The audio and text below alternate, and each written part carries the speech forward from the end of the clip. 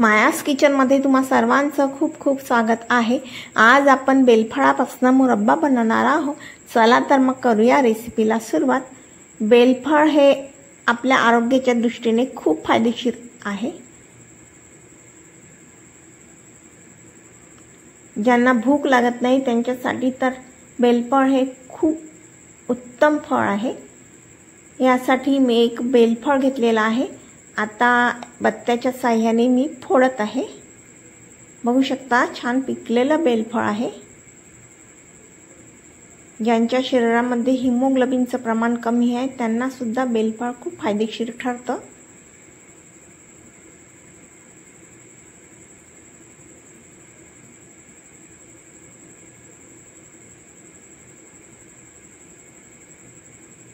याचं आवरण थोडं कडक असतं त्यामुळे हे फोडायला थोडा त्रास जातो।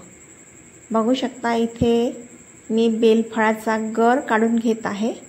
हे बेलफळ पिकलेलं आहे त्यामुळे थोडं चिकट आहे। मी बेलफळाच्या बिया काढणार नाही कारण काढायला थोडा त्रास जातं आणि नाही काढल्या तरी काही हरकत नाही। आपण जेव्हा मुरब्बा बनवतो तर खाताना बिया अगदी वेगळ्या करता येतात, नाही काढल्या तरी चालतं। तर इथे मी गर काढलेला आहे। 1 वाटी गर निघालेला आहे तर पाऊण वाटी मी साखर घेत आहे।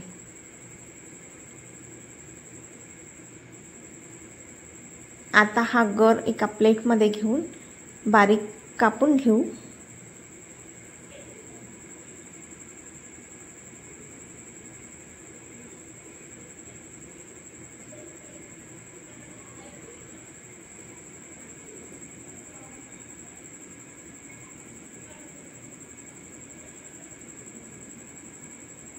ज्यांना उन्हाळी लागते त्यांच्यासाठी सुद्धा हा मुरब्बा खूप फायदेशीर ठरतो।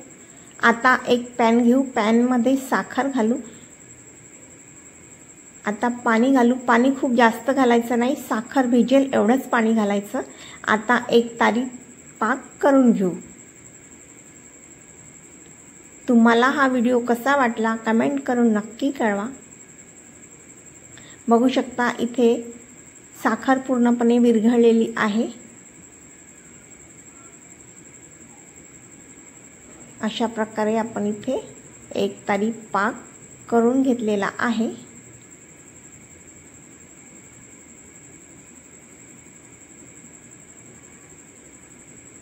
आता या पाकामध्ये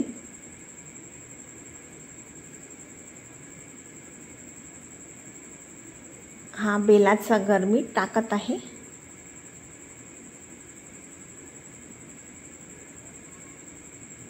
आता 8 ते 10 मिनिट पर्यंत छान परतून घेऊ।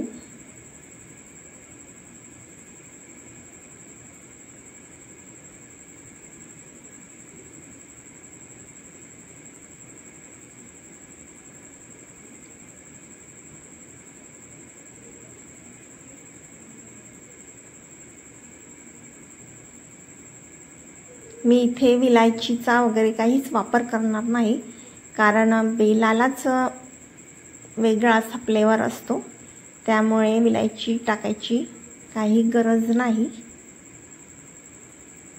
बघू शकता बेलाचा कलर बदललेला आहे। तर इथे आपला मुरब्बा तयार झालेला आहे।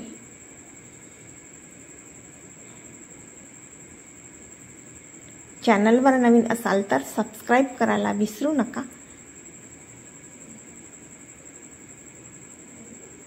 आता हा मुरब्बा एका प्लेटमध्ये काढून घेऊ।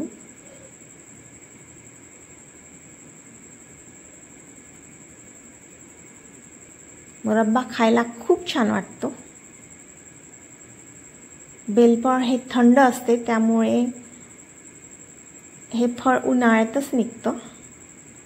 साधारणतः मे पासून ऑगस्ट महिन्यापर्यंत आपल्याला हे बेलफळ मिळतं। इथे आपला मुरब्बा आपण आता एका प्लेटमध्ये काढून घेऊ। पुन्हा भेटू अशाच एका नवीन व्हिडिओसोबत. तोपर्यंत बाय.